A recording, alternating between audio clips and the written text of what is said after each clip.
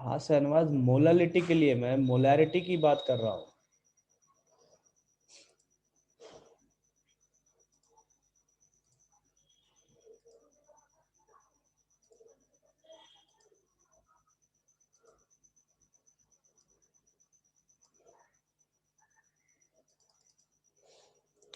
ठीक है, तो मोलैरिटी और नॉर्मेलिटी ये दोनों अफेक्टेड होता है टेम्परेचर से।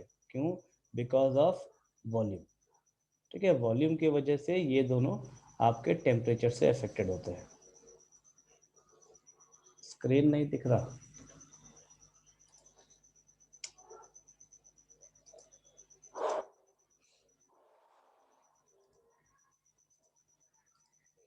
अभी दिख रहा है स्क्रीन?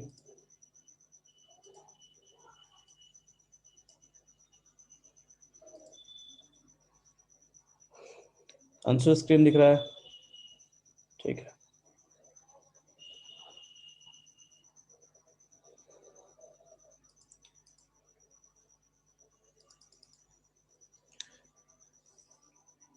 ठीक है। Delta H solution, delta H solution क्या है हमारा? थर्मोडायनेमिक प्रोसेस का, थर्मोडायनेमिक प्रोसेस जो है, तो इस पूरे प्रोसेस का इंथैल्पी है ये। ठीक, अगर सॉल्यूशन यहाँ पे बन रहा है तो सॉल्यूशन से जो हमको इंथैल्पी देखने को मिलेगा उसको हम यहाँ पे डेल्टा एच सॉल्यूशन कहेंगे। ठीक है, तो बेसिकली हमको क्या है, थर्मोडायनेमिक पूरे प्रोसेस में इंथैल्पी देखने को मिलता है। कोई रिएक्टेंट का अलग से हम देख नहीं सकते या प्रोडक्ट का अलग से हम देख नहीं सकते। जब एक प्रोसेस कंप्लीट होता है तो हम बेसिकली यहाँ पे इंथैल्पी देख सकते हैं। तो जो इंथैल्पी चेंज है हम उस चीज को नोट कर सकते हैं। इंथैल्पी चेंज कहने का मतलब है delta H is equals to H2 minus H1। मतलब हमारा जो फाइनल इंथैल्पी है वो माइनस करेंगे अगर इनिशियल से, तो हमको इंथैल्पी चेंज देखने को मिलेगा। तो बेसिकली हम इंथैल्पी चेंज ही बता सकते हैं। Third point, if the dissolution process is endothermic. अभी देखिए ये जो पॉइंट है इसको मैं स्टार मार्क कर रहा हूँ, which is very important for objective. ठीक है, ऑब्जेक्टिव कहने का मतलब आपके बोर्ड के लिए भी और कंपटीशन के लिए भी। देखिए यहाँ पे if the dissolution process is endothermic, dissolution का मतलब होता है कि सॉल्यूट का घुलना, सॉल्यूट मिक्सिंग इन सॉल्वेंट, सॉल्यूट मिक्सिंग इन सॉल्वेंट। ठीक है, इसको डिसोल्यूशन प्रोसेस कहा जाता है। तो यहाँ पे डेल्टा एच सॉल्यूशन का क्या होगा? Greater than zero.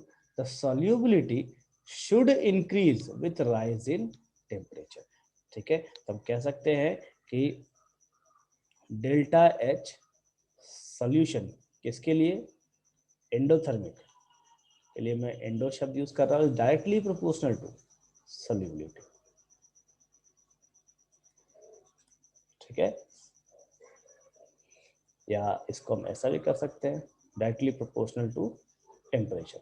टेम्परेचर बढ़ेगा तो सॉल्युबिलिटी बढ़ेगा, अगर एंडोथर्मिक प्रोसेस है तो। कह रहे पॉइंट?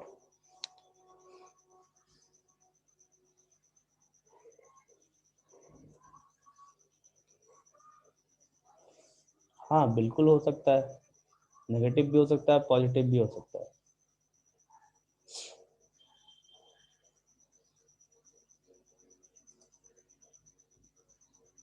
देन नेक्स्ट है, if the dissolution process is exothermic then delta is solution less than zero, the solubility should decrease with rise in temperature। ठीक है, ये एंडोथर्मिक का ठीक उल्टा हो जाएगा, और ये भी पॉइंट जो है आपके लिए स्टार मार्क्ड पॉइंट है। ठीक है, डिसोल्यूशन प्रोसेस सेम फंडा है, mixing of solute in solvent. Exothermic, exothermic का मतलब है कि एनर्जी निकल रहा है सिस्टम से, तो यहाँ पे delta S solution less than zero हो जाएगा, तो सॉल्युबिलिटी जो है वो घटना चाहिए। तो एक सिंपल सा भाषा में हम कह सकते हैं कि अगर हमारा एक्सोथर्मिक प्रोसेस है, ठीक, तो सॉल्युबिलिटी घटता है, अगर एंडोथर्मिक प्रोसेस है तो सॉल्युबिलिटी बढ़ता है। Then next, generally the solubility of solid solutes in liquid solvents increases with increasing temperature। ठीक है, मेनली क्या देखा जाता है कि जब सॉलिड को हम किसी भी लिक्विड में अगर घोलते हैं तो जैसे जैसे टेम्परेचर बढ़ेगा वैसे वैसे मेरा सॉलिबिलिटी बढ़ना चाहिए। तो उसका बेसिक फंडा क्या है, तो वही चीज़ जो मैं थोड़ा पहले बताया था कि अगर कोई लिक्विड है हमारे पास, लिक्विड के बीच का जो मॉलिक्यूल्स है, ठीक है, हम जैसे जैसे इसको हीट सप्लाई करेंगे वैसे वैसे ये जो मॉलिक्यूल है, ये मॉलिक्यूल का डिस्टेंस इंक्रीज कर जाता है। ठीक है, डिस्टेंस इंक्रीज करता है जिसके वजह से ये और भी सॉल्यूट को अपने अंदर समा सकता है। जैसे मान लीजिए देखिए यहाँ पे अगर ये एक चीनी का क्यूब डाल सकता है अपने बीच में, तो यहाँ पे कितने रखेगा ये, एक, दो, तीन रख सकता है या दो रख सकता है, जैसा चीनी का साइज हो। ठीक है, या जैसा सॉल्यूट का साइज हो उसके ऊपर डिपेंडेंसी है। ठीक है, अगर सॉल्यूट का साइज थोड़ा बड़ा है तो यहाँ पे सॉल्यूट का जो क्वांटिटी है कम जाएगा, अगर सॉल्यूट का साइज छोटा है तो क्वांटिटी ज्यादा जाएगा। ऑडियो देखो थोड़ा बारिश वारिश की वजह से नेट प्रॉब्लम करता है। ठीक है सनाउल, तो ऐसा जगह बैठिए कि जहाँ या हेडफोन लगा के बैठो, चाहे ऐसी जगह, रूम को बंद मत कीजिएगा अपने जहाँ जिस भी रूम में आप बैठते हैं। ठीक है, बारिश का टाइम है, नेट थोड़ा खराब चलेगा ही। Then next point, NaCl solubility is not much affected by increase of temperature. Why? चलिए इसका आंसर सोचिए, फटाफट जवाब दीजिए। You have 1 minute. NaCl का जो सॉल्युबिलिटी है, घर में अगर हम चीनी चीनी नहीं, जो नमक का घोल बनाते हैं, अगर नमक डाल रहे हैं पानी में तो टेम्परेचर की वजह से ज्यादा अफेक्ट नहीं करता। इसका रीजन क्या है? अगर नहीं जानते हो तो नो लिखिए, जानते हैं तो फटाफट जवाब दीजिए।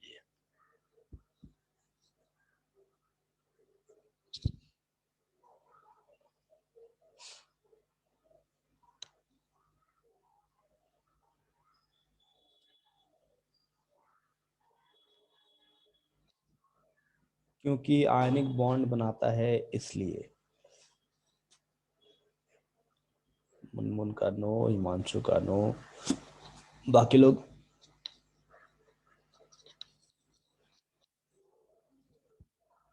चलो ठीक है, मैं विपुल राज 9।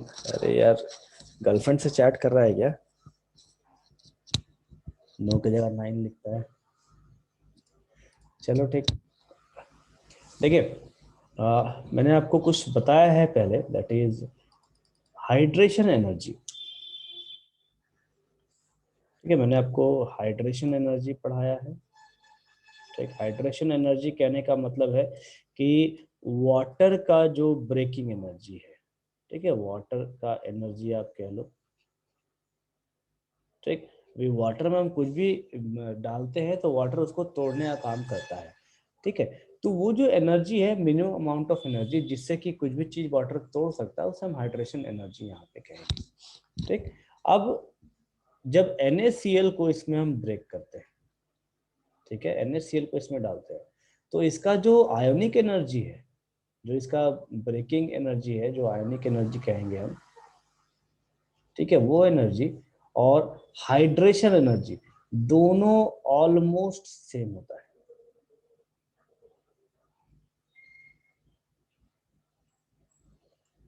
हाइड्रेशन एनर्जी के बराबर। ठीक है, तो मैं यहाँ ऊपर लिख रहा हूँ ऑलमोस्ट इक्वल। ठीक है, ऑलमोस्ट इक्वल, दोनों लगभग बराबर होते हैं। तो लगभग बराबर होने से क्या होता है कि हम जैसे जैसे टेम्परेचर इंक्रीज करेंगे वैसे वैसे आयनिक एनर्जी बढ़ना चालू हो जाएगा और साथ साथ हाइड्रेशन एनर्जी बढ़ना चालू हो जाएगा। ठीक है, तो ज्यादा फर्क नहीं पड़ता इस वजह से दोनों में। ठीक है, अगर देखो सॉल्यूट आपका सॉल्वेंट में तभी घुलेगा जब दोनों के एनर्जी गैप में काफी फर्क हो। ठीक है, तो यहाँ पे इन दोनों में कोई खास फर्क देखने को हमको नहीं मिलता, जिसके वजह से NaCl का जो सॉल्युबिलिटी है वो ज्यादा अफेक्टेड नहीं होता।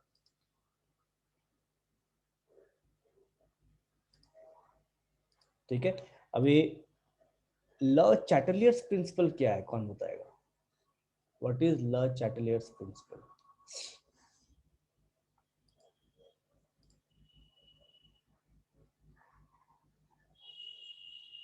ल चैटलियर्स प्रिंसिपल किसको पता है? नहीं पता है तो नो लिखिए, अगर पता है तो बताइए।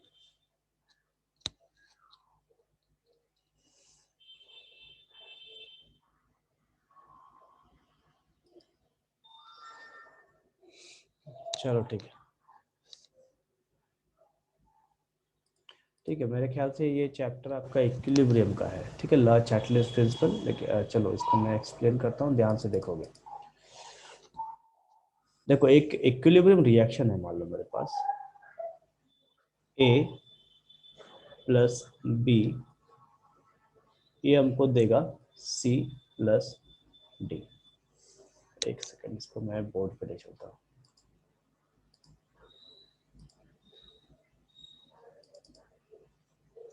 ठीक है, बोर्ड पे आ गए, चलिए देखते हैं।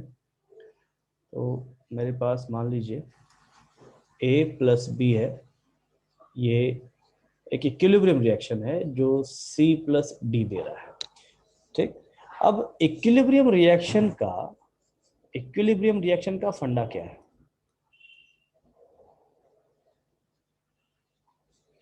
कि आफ्टर सम टाइम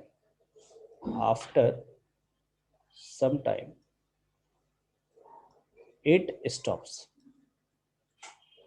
ठीक, ऐसा हम पढ़ते आए हैं अभी तक कि कुछ समय के बाद हमको ये रिएक्शन रुक जाता है। ठीक है, जो इक्विलिब्रियम रिएक्शन है वो रुक जाता है, मतलब ना ना रिएक्टेंट प्रोडक्ट में कन्वर्ट हो रहा है और ना ही प्रोडक्ट रिएक्टेंट में कन्वर्ट हो रहा है। ठीक, अब देखो इक्विलिब्रियम रिएक्शन की जब हम बात करते हैं तो ए प्लस बी, ठीक है, ये आपको दे रहा है सी प्लस डी। ठीक, तो ए कन्वर्ट हो रहा है, सॉरी, ए और बी कन्वर्ट हो रहा है सी डी में, और हम अगर इधर से लें इसको तो सी डी कन्वर्ट हो रहा है ए और बी में।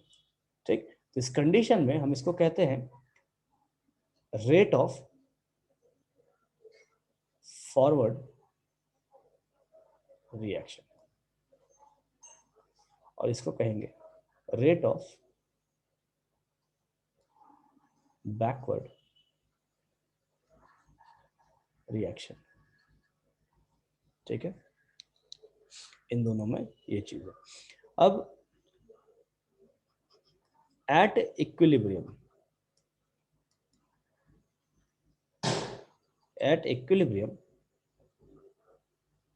आपका rate of forward reaction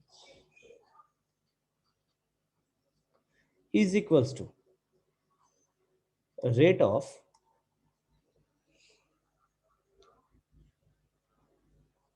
backward reaction. ठीक है, अब देखो यही वो कंडीशन है इक्विलिब्रियम का कंडीशन जो हमको लगता है कि यहाँ पे रिएक्शन रुक चुका है। अब जैसे देखो मैं बार बार रेट वर्ड का इस्तेमाल कर रहा हूँ, तो रेट है क्या? तो रेट यहाँ पे स्पीड ऑफ रिएक्शन को डिटरमाइन समझाता है, स्पीड ऑफ रिएक्शन को बतलाता है। ठीक है, तो स्पीड ऑफ रिएक्शन किस डायरेक्शन में? फॉरवर्ड डायरेक्शन में, मतलब रिएक्टेंट से प्रोडक्ट की तरफ। और स्पीड ऑफ रिएक्शन किस डायरेक्शन में? तो बैकवर्ड डायरेक्शन, मतलब प्रोडक्ट से रिएक्टेंट की तरफ। ठीक है, अब देखिए मान लीजिए मैं क्या करता हूं कि ए और बी जब ये इक्विलिब्रियम में चले गए, ठीक, तो हमको रिएक्शन तो रुक जाता है, लेकिन ऐसा एक्चुअल में होता नहीं। ठीक है, ध्यान से सुनिए, इक्विलिब्रियम रिएक्शन हम हमेशा पढ़ते आए हैं कि कुछ समय के बाद रुक जाता है, लेकिन वो कुछ समय के बाद वो रुकता नहीं, कभी भी नहीं रुकता, वो हमेशा चलता रहता है। ठीक, अभी मैं एक ग्राफ बनाता हूँ इसका, देखिए देखो ये जो चैप्टर, ये जो भी टॉपिक पढ़ा रहा हूँ, ठीक है, इसका काम हमको आपके फिजिकल केमिकल काइनेटिक्स चैप्टर है 12th में, ठीक है, वहां पे काम आएगा इस टॉपिक का। ये आपके 11th में इक्विलिब्रियम चैप्टर में है और यहाँ पे केमिकल काइनेटिक्स में।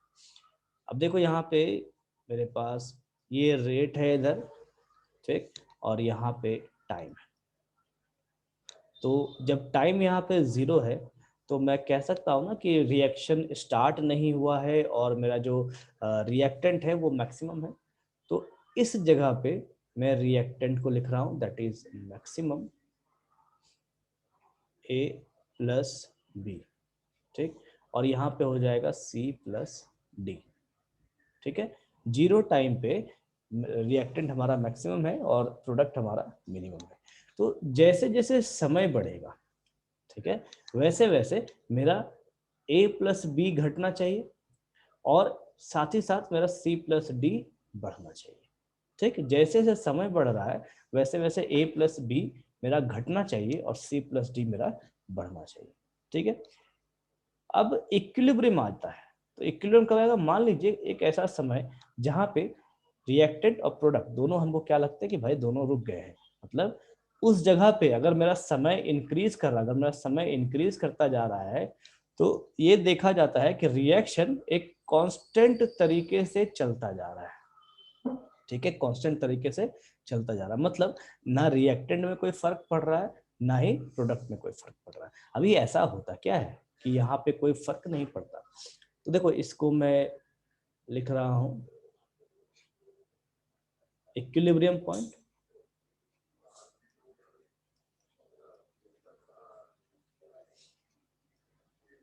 equilibrium point. This is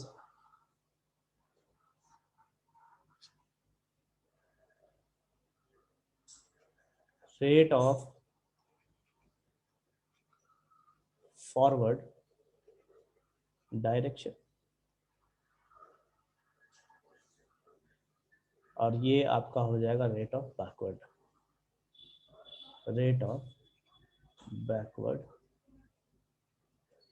reaction.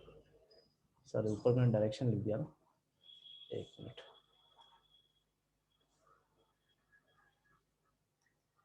ठीक है, फॉरवर्ड रिएक्शन, ठीक है। अब ऐसा होता क्या है, तो इस चीज को देखते हैं। जैसे देखो A और B है और C और D है हमारे पास, ठीक है। तो जब हमारा रिएक्शन चल रहा है तो इक्विलिब्रियम के बाद का कंडीशन देखिए, इक्विलिब्रियम के बाद की कंडीशन में बता रहा हूं, ठीक है, इसको पहले मत दिमाग लगा लेना। जब इक्विलिब्रियम हो जाता है तो उसके बाद जैसे ही A और B दोनों C और D में बदलते हैं तो ये C और D क्या करता है, फटाक से इसको A और B में कन्वर्ट कर देता है, ठीक है। इक्विलिब्रियम के बाद की कंडीशन है कि जब A और B C प्लस D में कन्वर्ट होते हैं तो C और D क्या करता है, इसको तुरंत से A और B में कन्वर्ट कर देता है, ठीक है। तो इसके वजह से मुझे क्या देखने को मिलता है कि रिएक्शन जो है वो चल ही नहीं रहा, जितना रिएक्टेंट था इक्विलिब्रियम के बाद उतना ही रिएक्टेंट पड़ा हुआ है। लेकिन एक्चुअल में क्या हो रहा है, तो रिएक्शन कंटिन्यूअसली चल रहा है, लेकिन रेट ऑफ बैकवर्ड रिएक्शन का जो स्पीड है और जो rate of backward forward reaction का जो स्पीड है दोनों इक्वल हो जाने की वजह से रिएक्टेंट जैसे ही प्रोडक्ट में कन्वर्ट होता है, प्रोडक्ट क्या करता है, उसको फटाक से रिएक्टेंट में कन्वर्ट कर देता है, ठीक। तो यहाँ पे ल चैटलियर्स प्रिंसिपल आता है, अभी वो क्या समझाता है वो देखते हैं।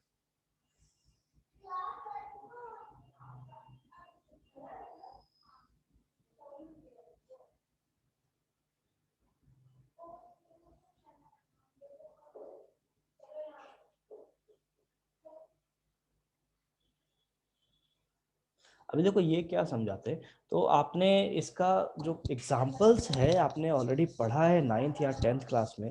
देखो मैं एक एग्जाम्पल देता हूँ कि कपड़ा सुखाने का जो प्रोसेस है गर्मी के समय में, ठीक है, वो कैसे होता है ये आप पढ़े हो 10th में से। कपड़ा मान लीजिए आपने रस्सी पे टांग रखा है, तो इधर से जो हॉट एयर चल रहा है, ठीक, वो हॉट एयर क्या करता है, जब आपके कपड़े से पास होता है, ठीक है, ये कपड़े से जब पास होता है तो यहाँ से क्या करता है, ये ठंडा पानी में अपना हीट को ट्रांसफर करता है और इधर से बाहर निकल जाता है।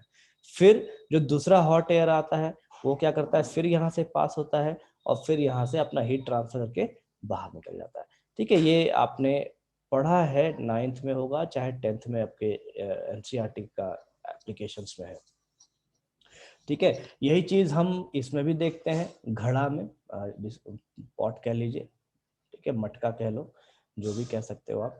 तो कैसा गर्मी के टाइम में कैसा होता है, घड़े में आपने पानी भर दिया है तो घड़ा ठंडा होने का प्रोसेस कैसा है, ठीक है, यहाँ से जो हवा है चारों साइड से, ये हवा इधर एंटर करता है और हीट ट्रांसफर करता है वाटर को, ठीक है। इस तरीके से आपका यहाँ पे पानी ठंडा होता है। ठीक।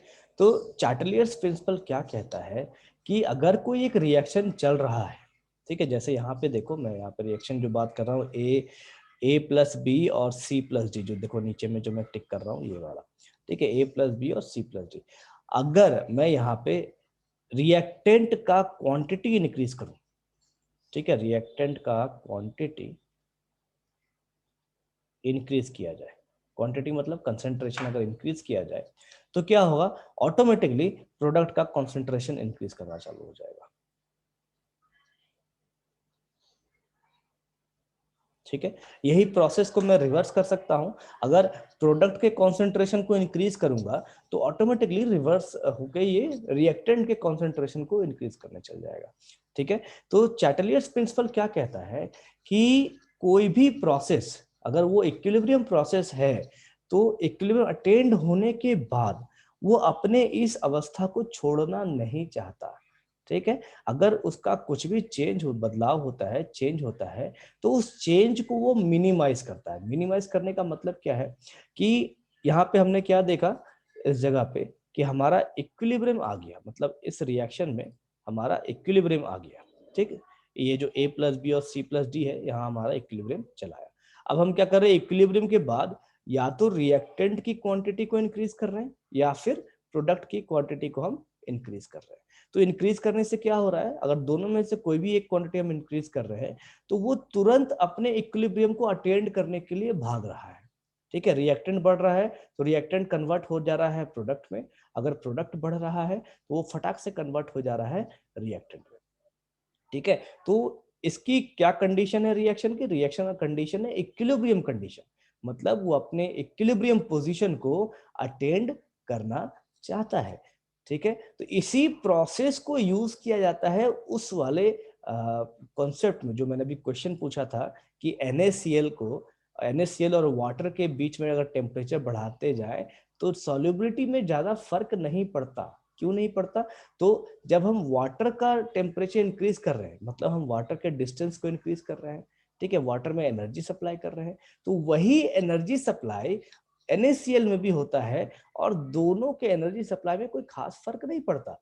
तो एक बार इक्विलिब्रियम हो जाने के बाद वो अपने रिएक्शन में चेंजेस करना पसंद नहीं करता। क्यों पसंद नहीं करता, तो जो हाइड्रेशन एनर्जी है और जो आयोनिक एनर्जी है डिसोल्यूशन का, दोनों सेम होता है इस वजह से।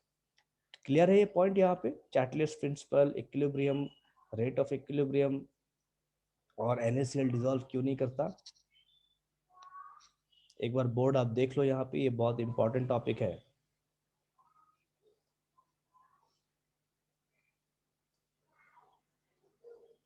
साक्षी को क्लियर है, बाकी लोग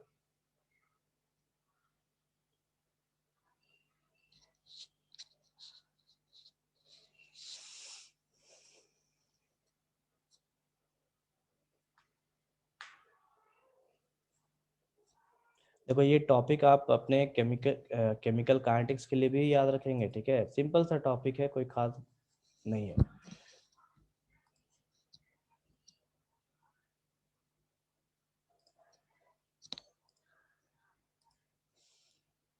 चलिए हम यहाँ पे वापस अपने पीपीटी में चले आते हैं, ठीक है।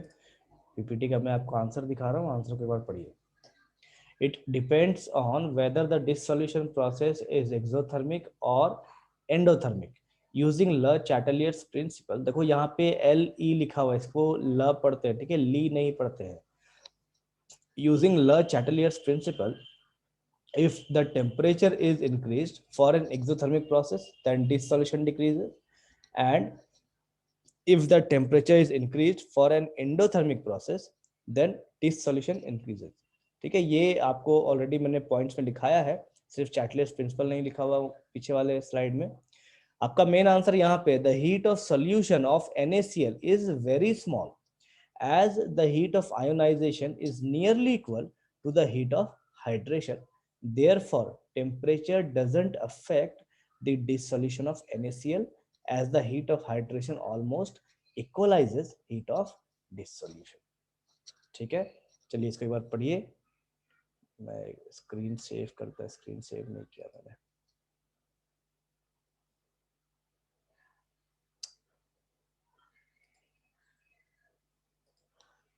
ठीक है, इसके बाद पढ़िए, और कोई डाउट है पॉइंट में तो पूछ लीजिए वापस से. कल आपका टेस्ट रहेगा, सब्जेक्टिव टेस्ट 10 बजे से ही.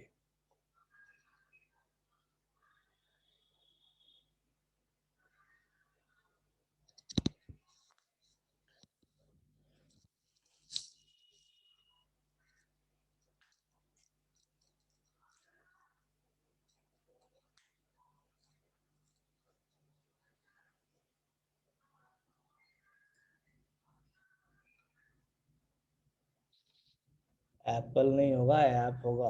टेस्ट, टेस्ट ऐप में नहीं होगा, मैं सब्जेक्टिव टेस्ट बोला है मैंने. ठीक है, तो आपको प्री डिटरमाइंड टाइम मिलेगा, आधा घंटा 1 घंटे का जो भी टाइम मिलेगा आपको उसमें ही लिख के सबमिट करना है. ठीक, उसके बाद जिसका सबमिट आएगा मैं पेपर नहीं चेक करूंगा. क्वेश्चन व्हाट्सएप ग्रुप में चला जाएगा, बाकी आप टाइम के अंदर ही लिख के सबमिट करेंगे. और हाँ, एक चीज ध्यान रखें, टाइम आपको लिमिटेड ही मिलेगा. ठीक, एक्सेस टाइम नहीं मिलने वाला, क्योंकि मुझे पता है बहुत लोग देख के लिखेंगे. तो कृपया करके ईमानदारी बरते. ठीक है, ईमानदारी आपके लिए है, मेरे लिए नहीं. ठीक है, ईमानदारी से लिखोगे